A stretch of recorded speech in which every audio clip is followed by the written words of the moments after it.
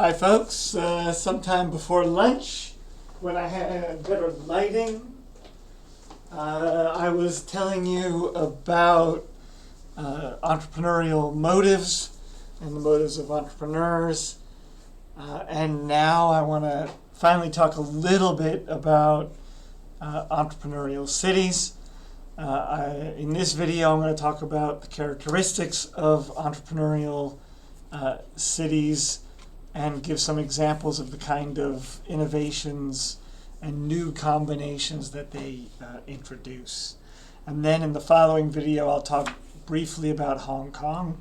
I'm not going to spend too much time on that since you've read the piece, and perhaps reflecting on what I've talked about in these videos, the Hong Kong piece will make more sense. So, as you'll recall, entrepreneurs could innovate and create new combinations in 5 different ways: a new good or quality of good, a new method of production, a new market, a new source of supply, or a new organization. And we're going to talk a bit about how those translate into entrepreneurial city practices. But first, we gotta walk through this definition of entrepreneurial cities, a kind of Schumpeterian definition of what it is to be an entrepreneurial city, which is different from the earlier urban entrepreneurialism that David Harvey described, in which cities actively engage in public-private partnerships to develop place-based interventions at public risk in order to create the potential of positive economic impacts within the wider territory administered by the local government. From a Schumpeterian point of view, it's all about consciously creating new combinations. And what Jessup and some argue is that entrepreneurial cities pursue innovative strategies intended to maintain or enhance its economic competitiveness vis-a-vis other cities and economic spaces.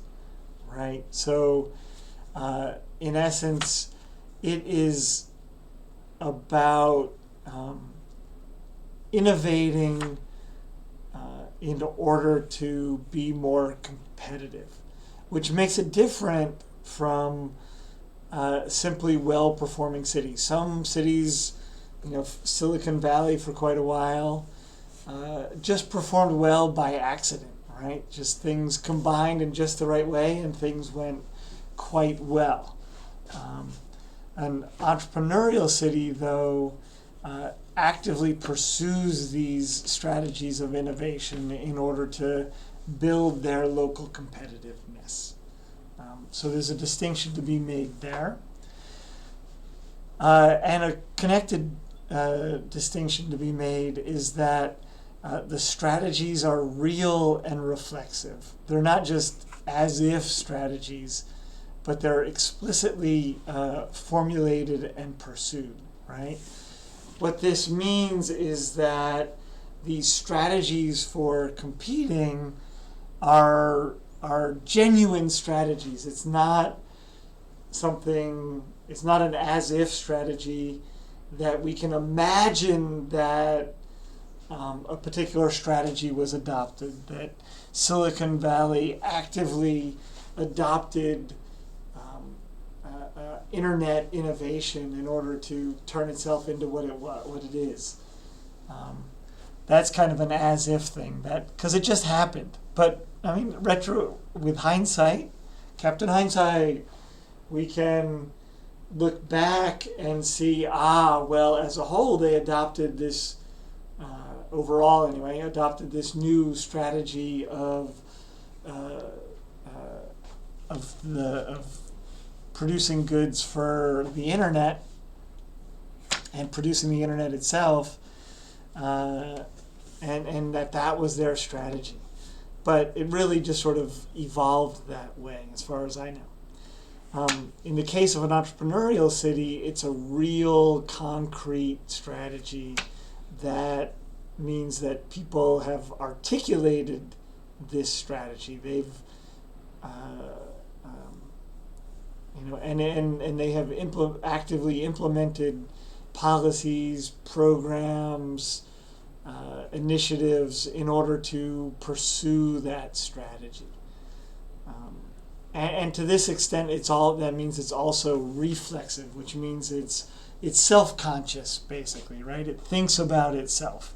So the cities in an entrepreneurial cities are looking at their own, consciously looking at their own economic base, cultural base, social base, their assets, their liabilities, their potentials, etc., their risks, and are thinking about these and engaging those concerns in order to formulate strategies, policies, etc., for becoming more competitive. In this sense, because they are real and reflexive strategies, it kind of highlights the unified and strategic way in which cities act, which is to say, it kind of highlights the structured coherence that we discussed earlier with reference to Harvey and to localities as actors, right? Because these are strategies that are adopted, they are ultimately the actions of a city, we can suggest. And in order to be competitive, right,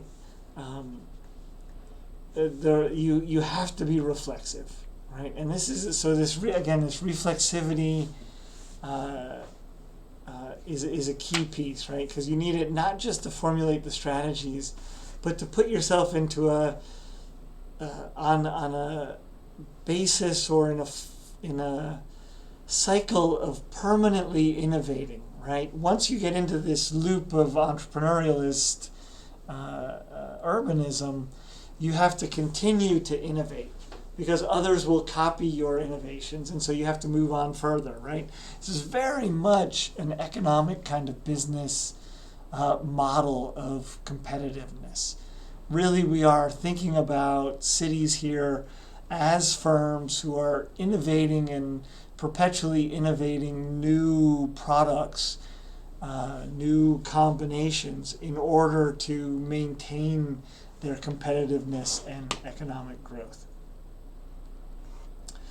The final characteristic of an entrepreneurial city, according to Jessup and some, are that the promoters of these strategies adopt an entrepreneurial discourse. That is, that they narrate their cities as entrepreneurial and market them as entrepreneurial. They actively are telling the world that they are innovating and creating a new way of doing things. So it's part of their branding, right? And this is a key factor for distinguishing entrepreneurial cities from non-entrepreneurial urban regimes, right? Non-entrepreneurial regimes may even seek growth.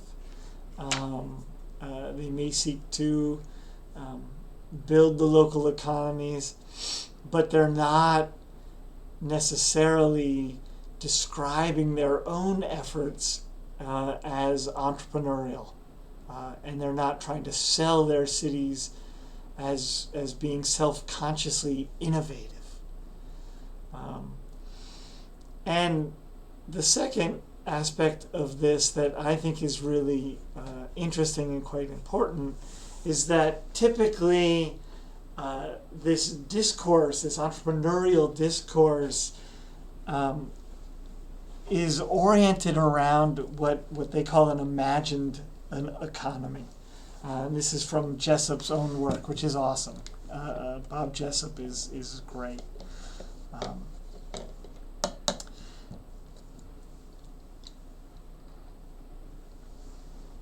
Sorry, after lunch, gotta rev up again.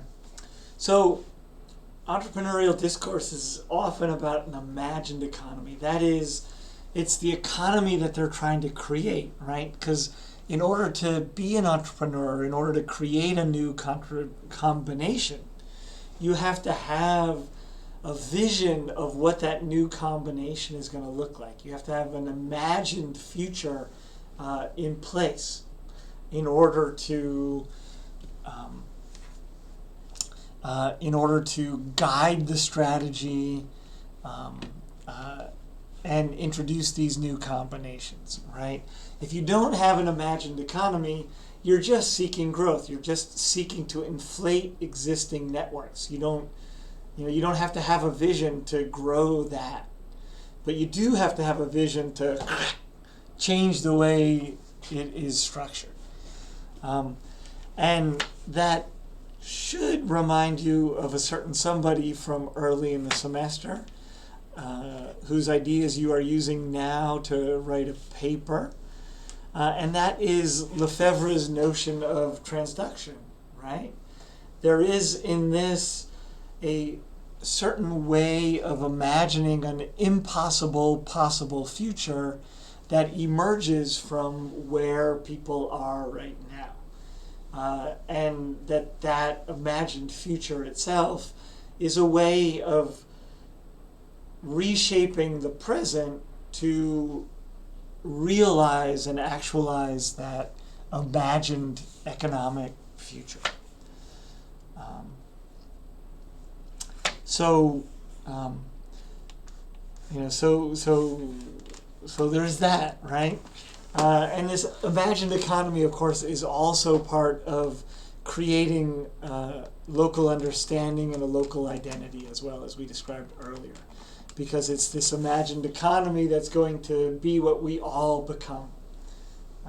You can imagine the creative economy or something like this. So, what does it look like in practice, right? We've got those 5 new types of new combination. The first one of those is new goods or new qualities of goods, which they translate here into new types of urban space or urban place, right? And so this innovation, this new combination, creates new types of urban place and space for producing, servicing, working, consuming, living, etc., right? So you might think of a cross-border city, right? A kind of, San Antonio and whatever it is that's across the border there in Mexico. I'm sorry, my Mexican friends out there. That these two cities try to work together as a combined city in order to create a space for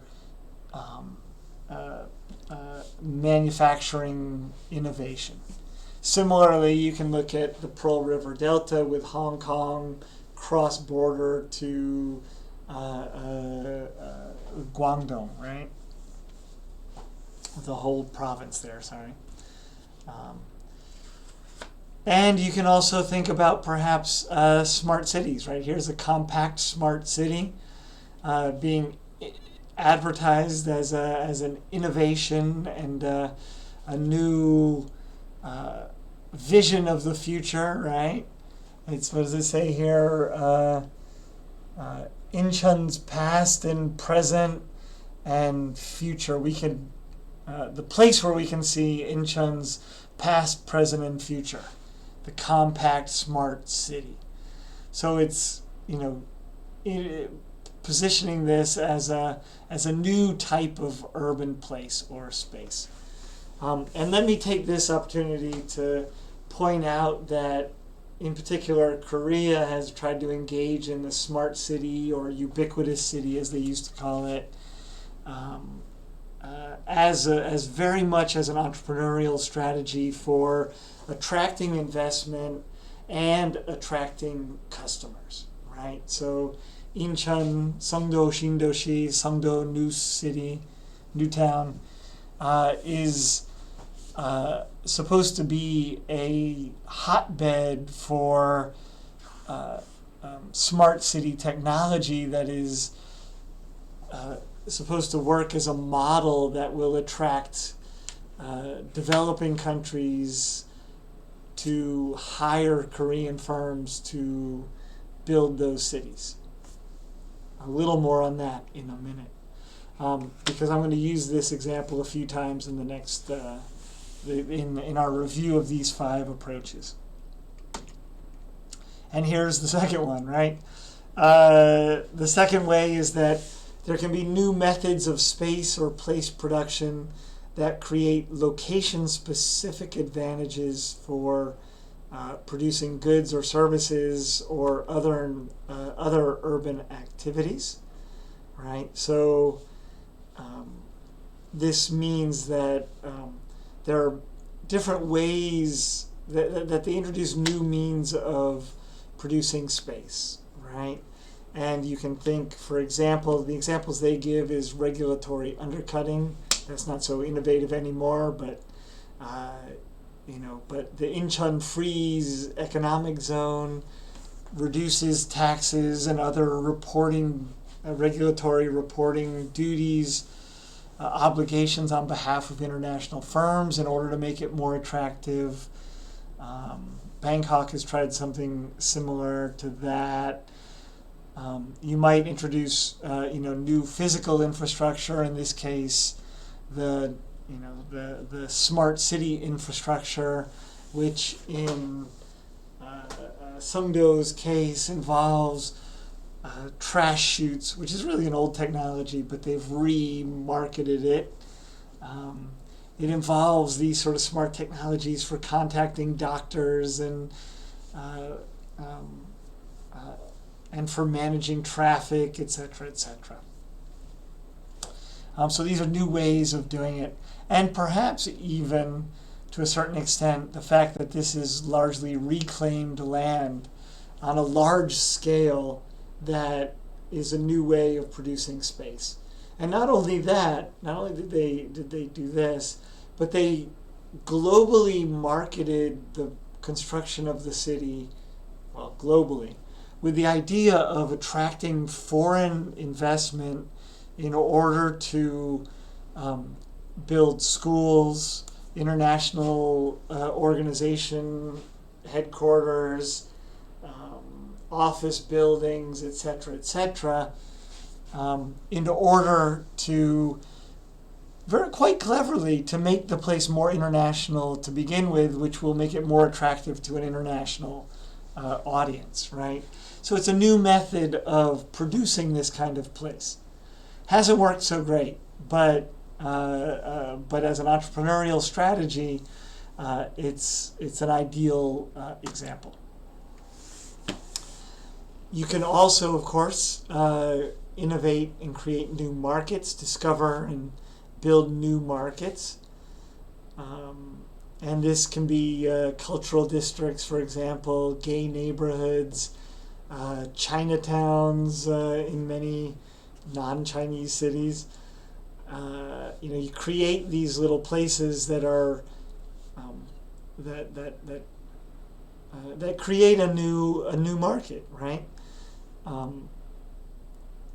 And what my example here is DDP in Tongdaemun Design Plaza, right? You guys won't remember this, but a long time ago, this was basically just a bunch of warehouses, basically, in which, and it was kind of cool because my wife used to run a clothing store over by E-Day with her sisters, and what would happen is that the place would be quiet, dead, boring all day long, but from 10 o'clock until about 4 or 5 in the morning, it came to life as all of the shoppers all the people who own their stores would come to Tongdaemun to buy their supplies for sale for the next day.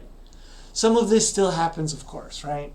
But it was all that happened. And so there was all the sort of, all the outdoor restaurants and stuff like this that served these people. It was really a really neat punigi, a neat atmosphere then. And the baseball stadium used to be there where this Tongdaemun Design Plaza is, DDP. But in order to turn this into a higher end district for design and creativity in line with the government's efforts to foster these kind of talents in Korea, they tore down the old baseball stadium. They erected this, if you can say erected with regard to Zaha Hadid's work. It's not exactly a tall, erect building there, is it? It's a softer, more supple, more feminine form,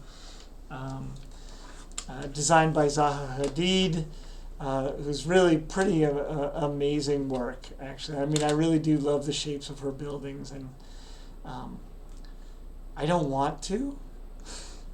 We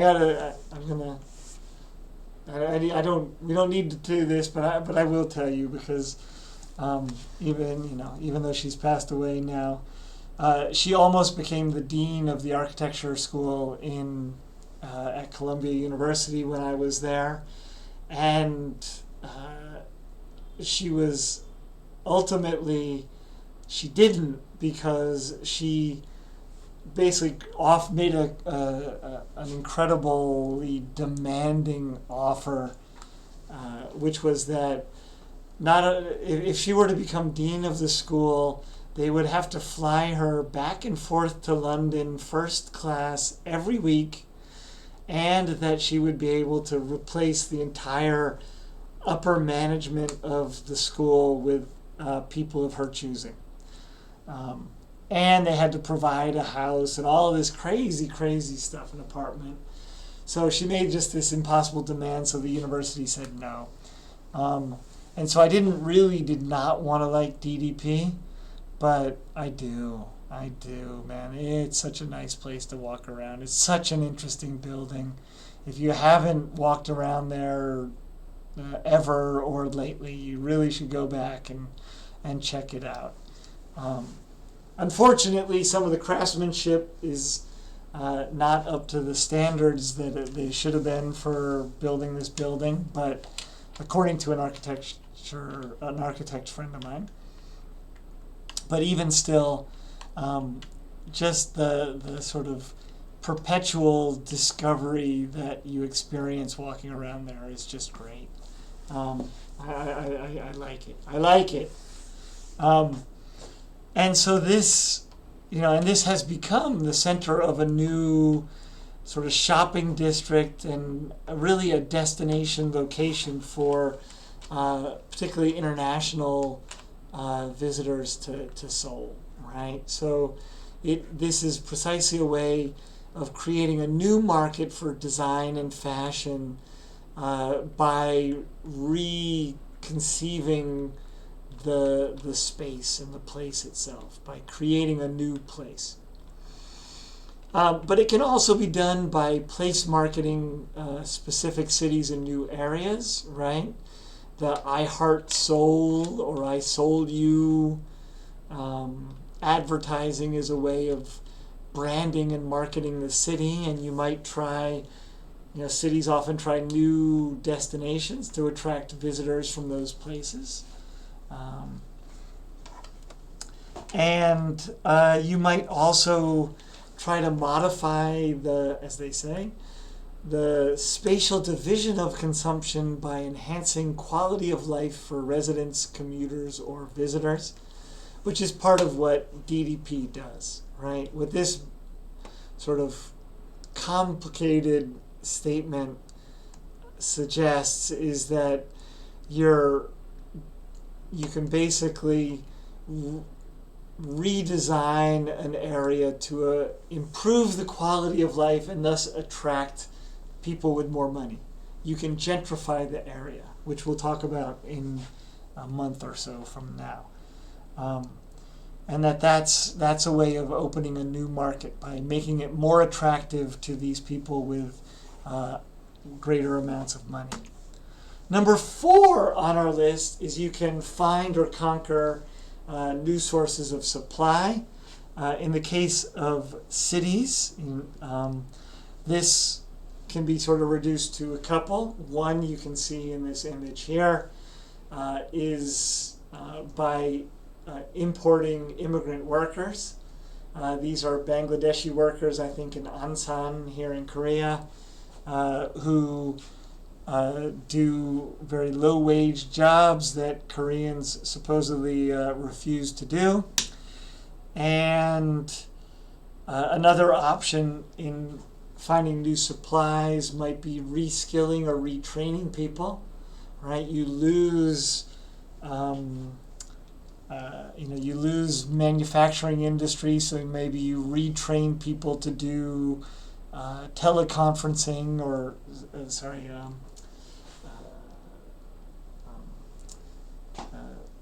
online assistance, helpline stuff. I'm blanking on the word there today. And so you can create these new sources of supplies. The final one is that you can seek to reconfigure the urban hierarchy, right? We've had this, hopefully by now you've had this idea of seeing the global cities, and we have an urban hierarchy of those that are most in control and those least in control. And as an entrepreneurial strategy, you can try to reorganize that hierarchy and improve your own position within it, right? Because we're looking to do better here, right? And Incheon, again, through Songdo, is an example of how this kind of entrepreneurialism can take place.